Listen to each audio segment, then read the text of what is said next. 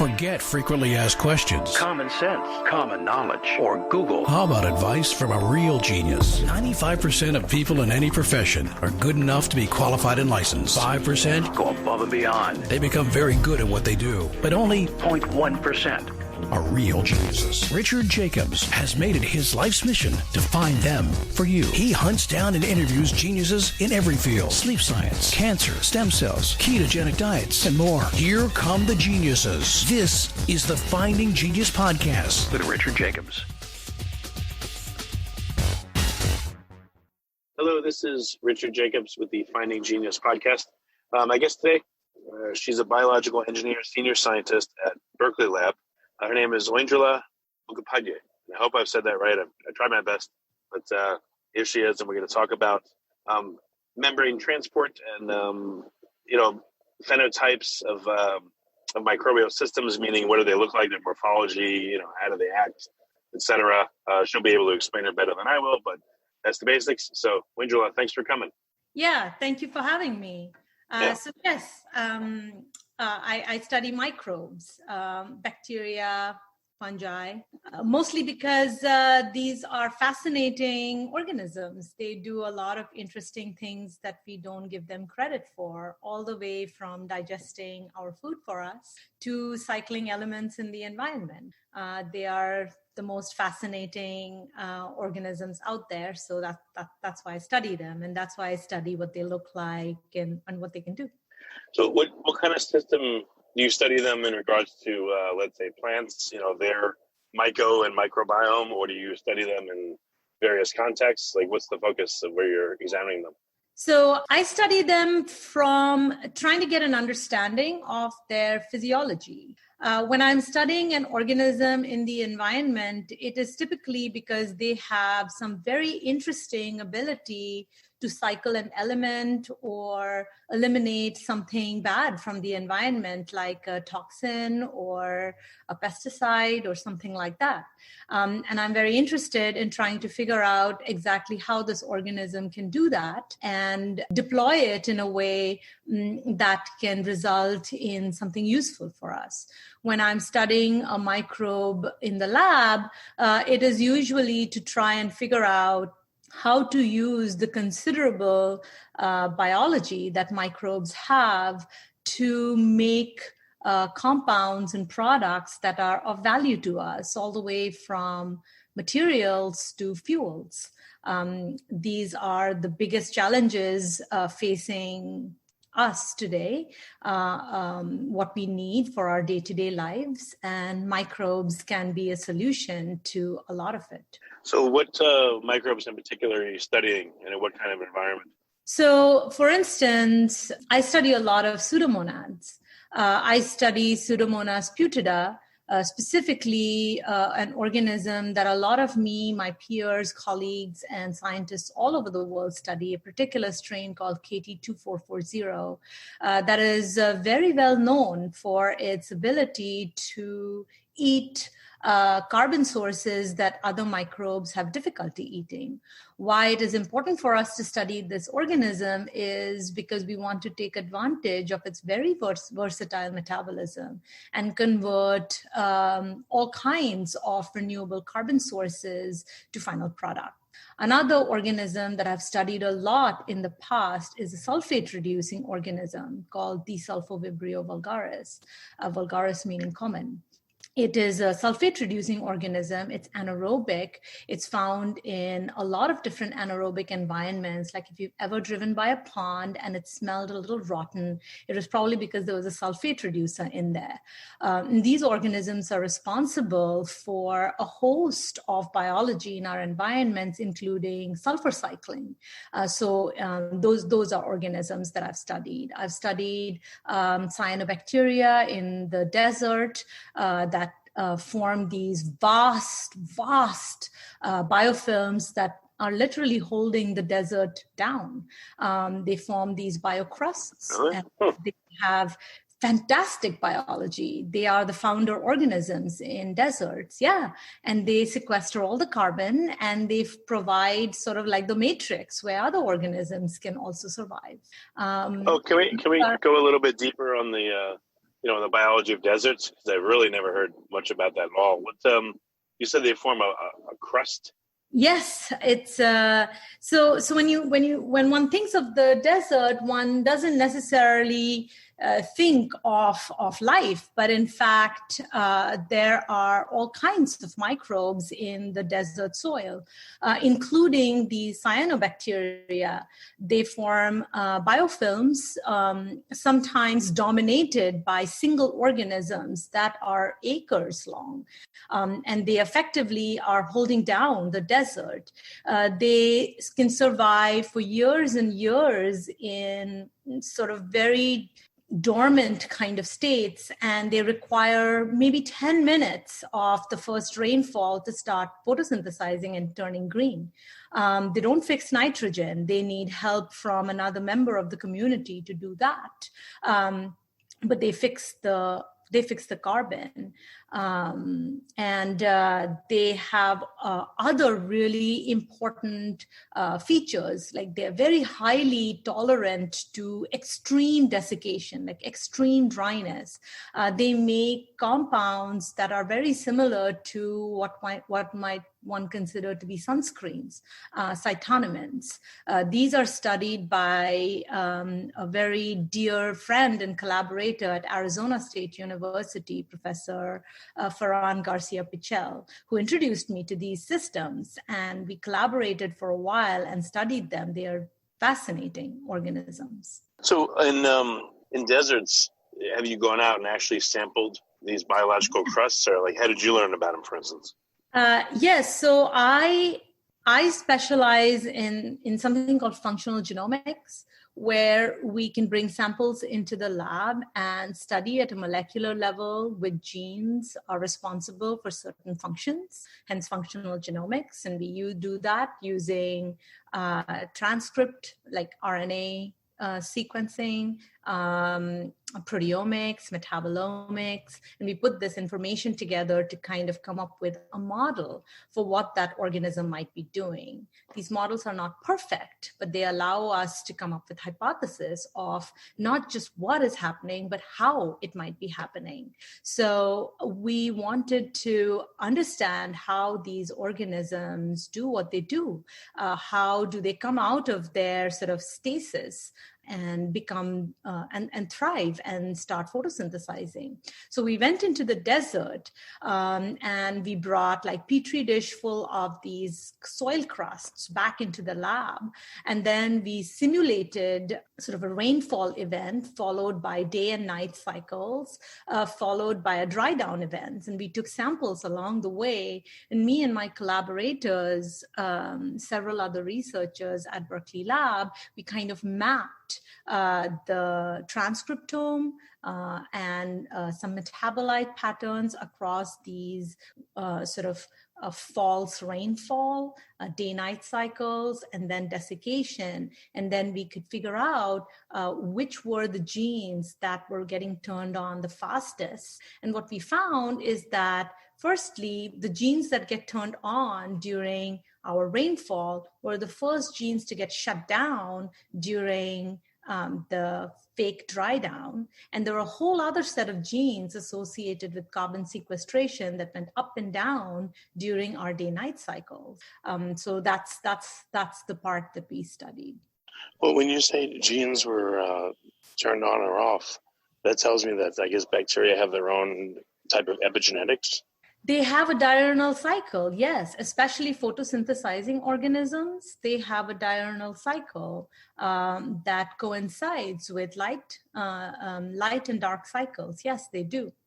So what happens when a gene is regulated in the bacteria? I understand like in people, there'll be methylation or histone deacetylation. What about in bacteria? What happens? How are genes regulated? So bacteria also have post-translational modifications, like you talked about, methylation, leading to gene regulation. But one of the most dominant ways in which bacteria sort of sense their environment and respond in a way to ensure their survival is a mechanism called two-component signaling system. This is something also that I have had an opportunity to study a lot. The way these systems work is that there's one component in the membrane with like a sensory domain, and there is one component inside, which is like the effector domain. The sensory domain, upon sensing whatever signal it might be, it could be high salt, it could be low salt, it could be a nutrient, a toxin, light, pH, another organism, an antibiotic. When it senses these ligands, if you will, it undergoes some sort of an allosteric change. And it transfers a phosphate to the second component. The second component has a receiver domain that takes this phosphate, and it can act in various ways. It can be something as simple as a protein that binds to the flagellar system and causes the flagella to rotate differently, moving away or towards whatever that compound is. It could be something far more complicated, like triggering DNA binding and either repressing or inducing a large number of genes, for example, antibiotic production or biofilm formation or attachment or detachment, or production of a second messenger that can regulate the organism to act in a completely different way, or even bifurcate into different populations where a small set of the population will do one type of things and the other set of the population will do something completely different, hedging its bets, if you will. It's amazing all these things that can happen. Yes, it is. It is just absolutely fascinating. Signaling systems in bacteria are fascinating. What about the phagome for a bacteria, the viruses that work with it? Have you studied those interactions? Not too much. That's not a lot of what I do. I've kind of accidentally stumbled into it because those are unavoidable. In a recent study, so bacteria have many different ways of gaining, losing function, evolving, adapting. One of them are called mobile genetic elements. These are basically tiny little plasmids, very much smaller than their chromosomes, that they can maintain. And sometimes they will sort of like put some very specific function and maintain it only on its plasmid. And so I'm very interested in these plasmids. I want to know which organisms have it. What are the functions on these plasmid? Why are these functions on a plasmid and not on its genome? Are they on their way out, on their way in, or just some different way of maintaining a function that it needs to deploy a little bit differently than how it does it on its genome?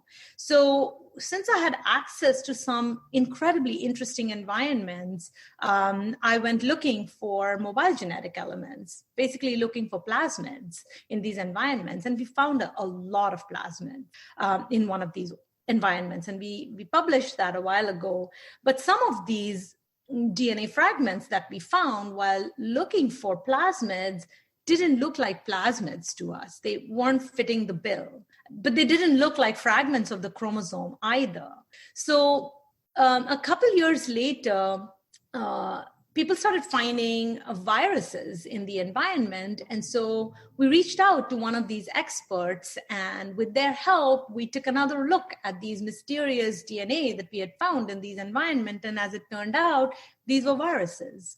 Some of these viruses had been found before, but a lot of these viruses had never been seen before. Now, all we have is the genome sequence. We don't have the actual viruses, but it's still really fascinating that organisms maintain genetic information outside of their chromosome in viruses and in plasmids that are transmitted using different mechanisms.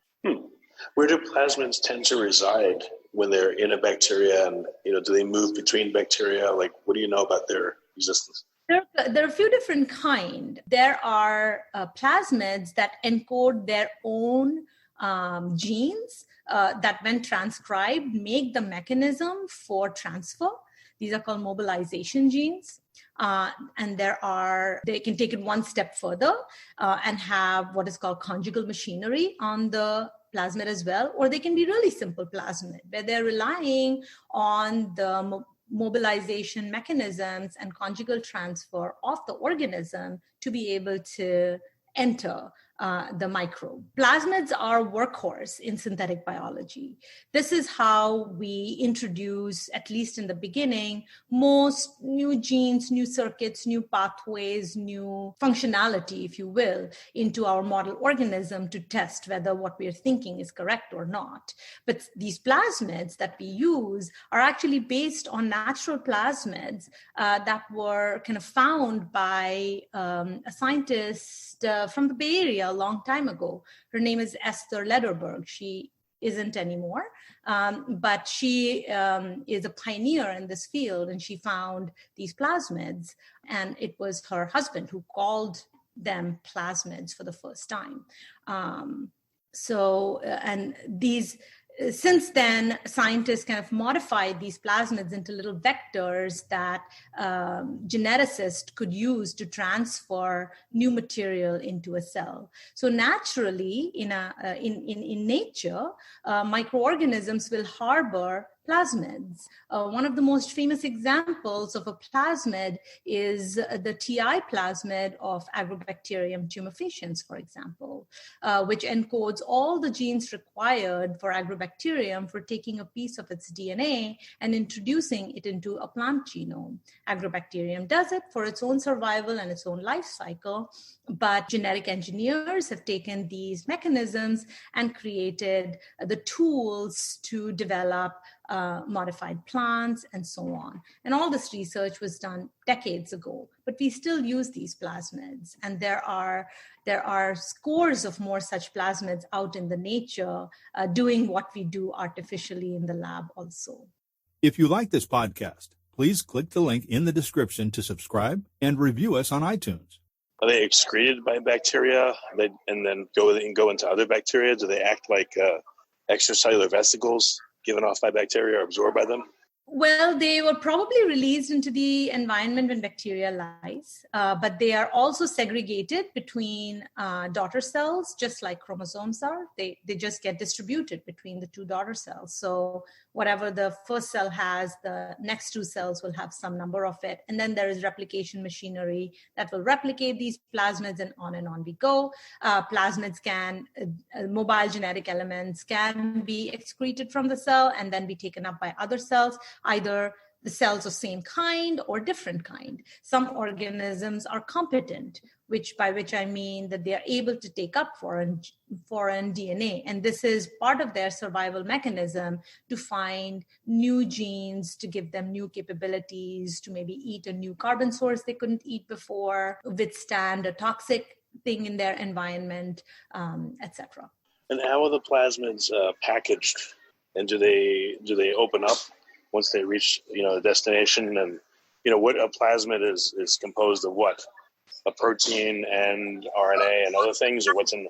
Interesting question. It's yes, you typically need a packaging protein to deliver it, which is part of the mobilization machinery and the conjugal machinery to do so. And so organisms that are competent are able to do it. But in the lab, for example, you can transfer just naked plasmid into an organism by a process that you know very well. It's called electroporation, where we just apply an electric field that causes the pores of the organism to open up, and the DNA comes into the cell, and then we put it into a nutrient media, and then now the cell can grow with the plasmid inside it, and it can, or the DNA inside it, and if it can be replicated, it will replicate. Did you say, so you put certain bacteria in an electric field, and it forces their pores open, or it increases pore size? It changes the morphology of the cell wall enough to allow molecules to come in, including DNA molecules to come in. And for different organisms, optimize the process differently. You can also do this using chemical reagents, which also do something similar. You can make buffers and media containing various salts and ions, and you can wash your cells with it and make them more able to take up molecules from the outside, including DNA, the DNA into the cell. You allow them to recover in normal media, and now the cell has taken up this DNA. And this is how you transform a lot of bacteria in the cell. And when you're altering their conditions in the lab, either through electric field or pH, etc. Do any of those conditions mimic a common condition that they'll experience when they're in their natural context? The electroporation, probably hard to imagine, but I've not thought about this question very well, so I won't just say off the top of my head. But yeah, different salt conditions for sure.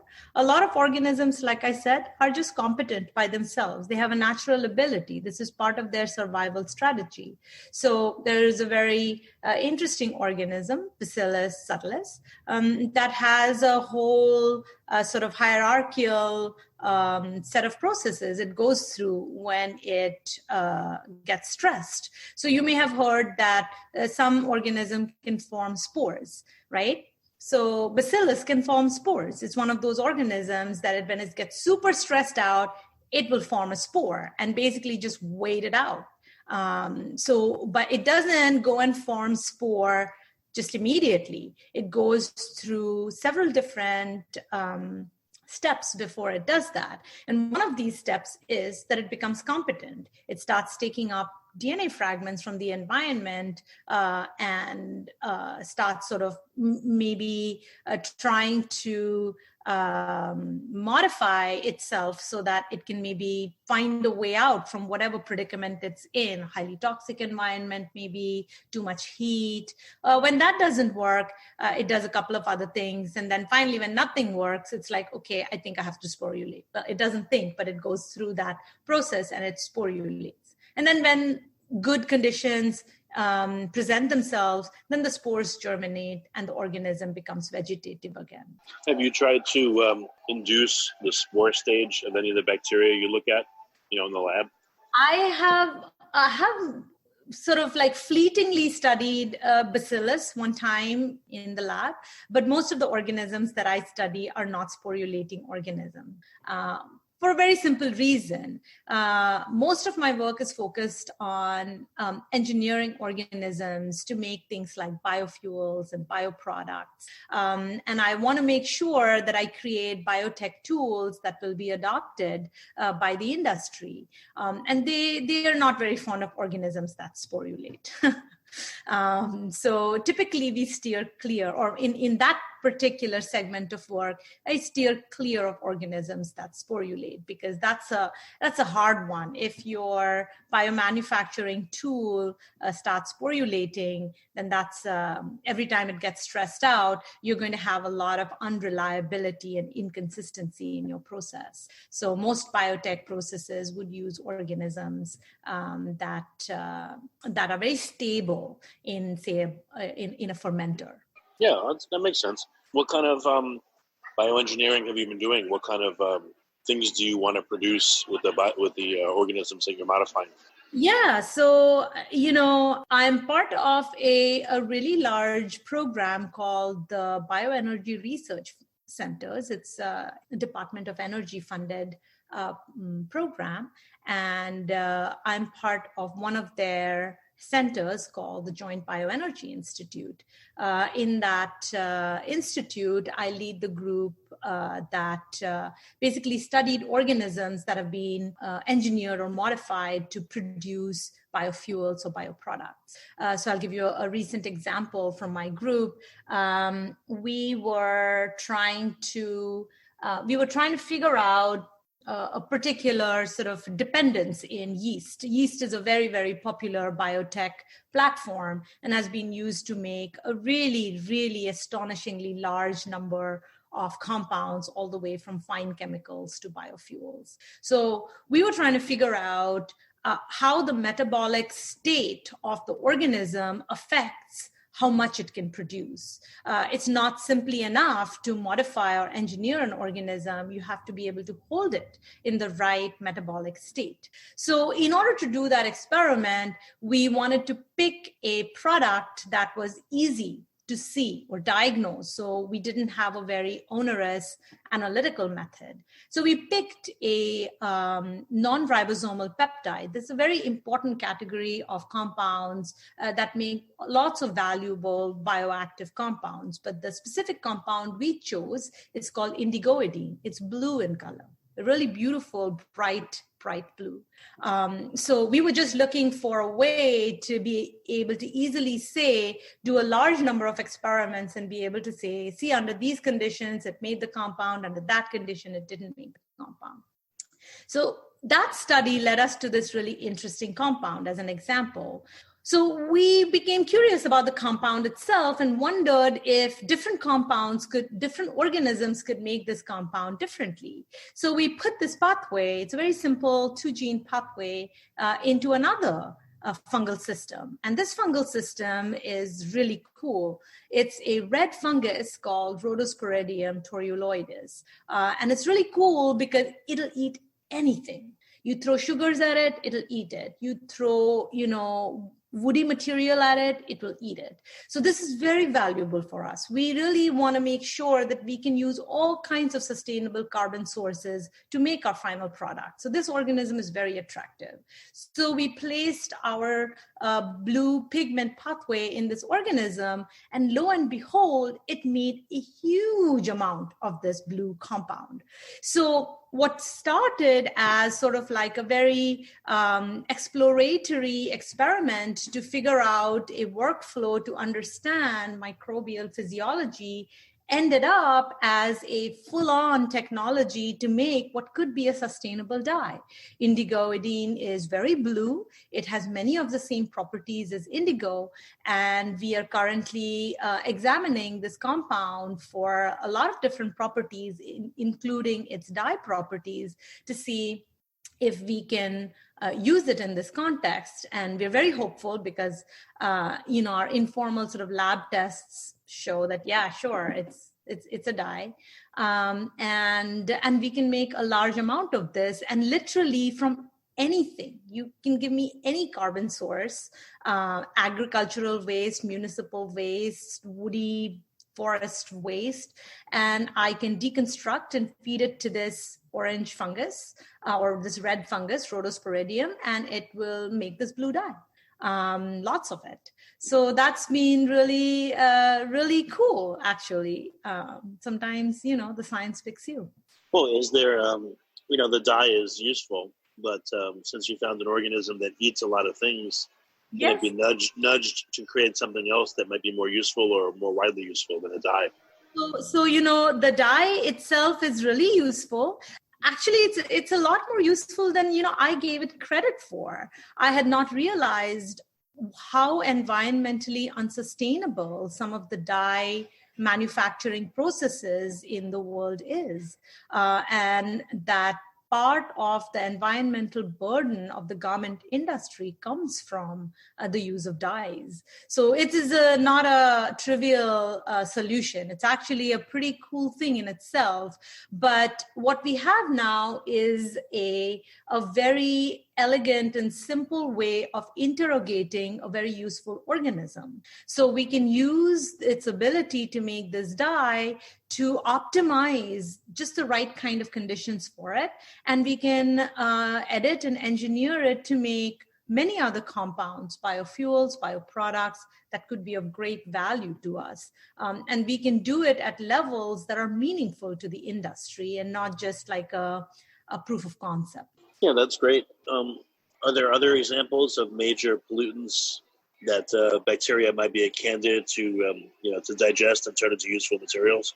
Probably. It depends upon, exactly how we develop these systems for use. Different use cases require different considerations. Most of the work that we do in a bioreactor, which is a contained system. And so we can play around a lot with the organisms to make them just right for that application. But depending upon the application, you might have different constraints, and you may or may not want to do certain kind of things. So those decisions are, a whole other set of considerations. But yes, microbes can be used to degrade plastics. They can be used to degrade pesticides. They can be used to degrade residual bioactive material from any number of human practices. They can be used to convert waste materials into useful intermediates or final products. They can be used as a solution for waste management, recycling, sustainability, you name it. You just need the right process, and it needs to be scalable, and that requires investment. What do you think is the best way to find candidates of the right bacteria to remediate waste? Should you look where there is waste and see which bacteria are thriving there naturally, or is there a way to look at the genomics of existing bacteria and to see how they could be harnessed? Like, what's the best approach? That's actually, a really excellent question. And I wonder if you realize how much we agonize over that. Do you pick the one that you can work with and make it what you need it to be? Or do you go find the candidate that already is that way? But, it might be very unfamiliar otherwise to you, right? Because there are pros and cons to both approaches. If you work with model organisms, you know so much about them. You have so many tools in them. You can try so many things in them. You can validate it so many different ways, and you can be so sure of exactly how it will perform in a particular condition and really fine tune it. But ultimately, it may not be able to do some really, really intricate biology you need it to do.